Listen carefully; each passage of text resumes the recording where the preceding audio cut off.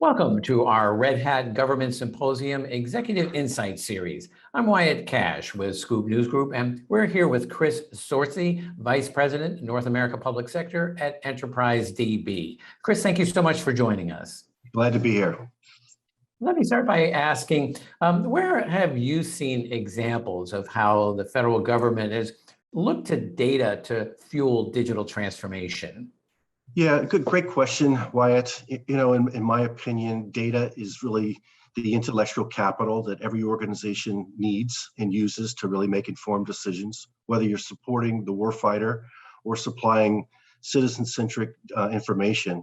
You can't start without having the data. And in really talking about the data, you really need to make sure that it's relevant and correct as a starting point. You have to protect it and safely share it with other people in the organization as well. And then using tools like artificial intelligence and machine learning are really what leaders that I've talked to are looking for to really help make informed decisions. And I believe that as technology continues to evolve, so will the digital transformation in government. And next, let me explore a little bit about open source technology. How have you seen open source play an important role, if not an increasing role, in the federal government as it faces critical challenges like responding to the COVID-19 pandemic? Yeah, well, certainly COVID has been a disruptor to so many lives and families and businesses around the world, and our government is no no exception to that as well. But because it's the federal government, they can't shut down. They know that they've got to be agile and adaptive to certain situations like COVID.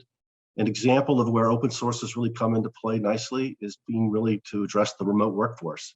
While people were still going through areas of testing and make sure that things are okay at home and coming into the workplace, a lot of folks have worked remotely. And that's been a challenge for so many people in government today. Many of the services that we previously were able to achieve by having in-person visits or getting things through the phone or mail, they're now being supported through internet-based services around open source. And really, without having these open source-based services available, many of the digital transformation initiatives would be limited in nature.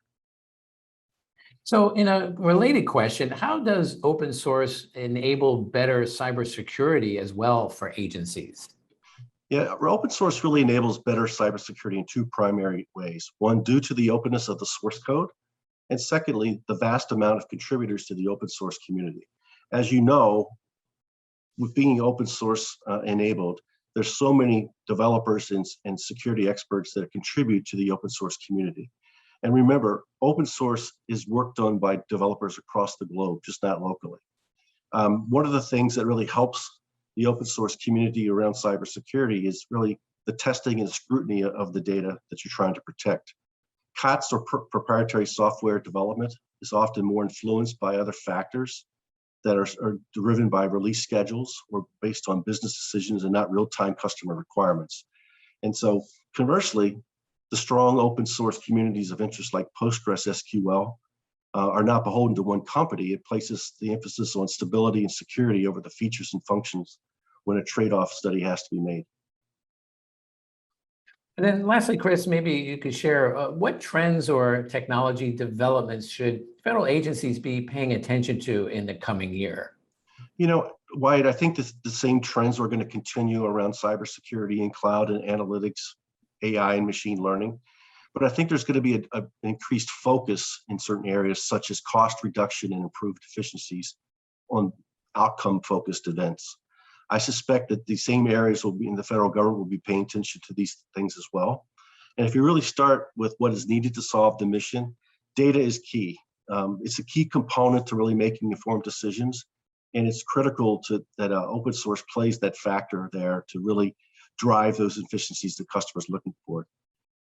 There's been many studies out there today that says open source adds up an estimate of about 80% of cost reduction when you're deploying activities and solutions to the marketplace. When you think about development, support, and maintenance, these factors, that's really a key factor, and I think what many of the folks are looking for. And really, the last factor I think that a lot of customers I talk to is they don't want to be beholden to vendor lock-in. And open source gives that freedom and flexibility not to be beholden to one particular vendor. Well, those are some great points. Chris, Sortzi, thank you so much for taking some time to share your insights and observations with our audience here at the Red Hat Government Symposium. Thank you.